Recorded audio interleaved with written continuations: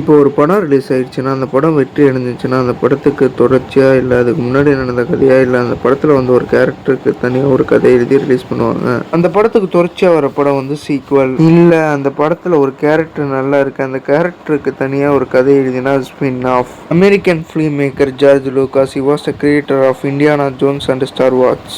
Director George லூகாஸோட 3வது படம் ஸ்டார் வாட்ச். இந்த படம் 1977ல் வெளியாகுது. ஸ்டார் வாட்ச் 1977 தொடர்ந்து 2 சீக்வல் வெளியாகுது. அந்த 2 சீக்வலையும் ஜார்ஜ் லூகாஸ் எழுதல, கதை மட்டும் தான் அவர் கொடுத்தாரு. அந்த 3 படமே ஒரிஜினல் ட்ரையாலஜி. அதுக்கப்புறம் 21 வருஷம் 11 மாசம் 21 நாளுக்கு அப்புறம் ஜார்ஜ் லூகாஸோட 4வது படமான ப்ரீக்வல் ட்ரையாலஜியில் முதல் படமான ஸ்டார் வாட்ச் எபிசோட் 1 ரிலீஸ் ஆகுது. 1999 ஆண்டு.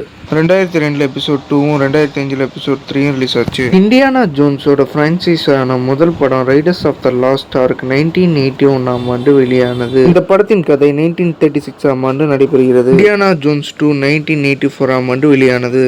இந்த படம் ஒரு ப்ரீக்வல். தேங்க்யூ ஃபார் வாட்சிங் வீடியோ.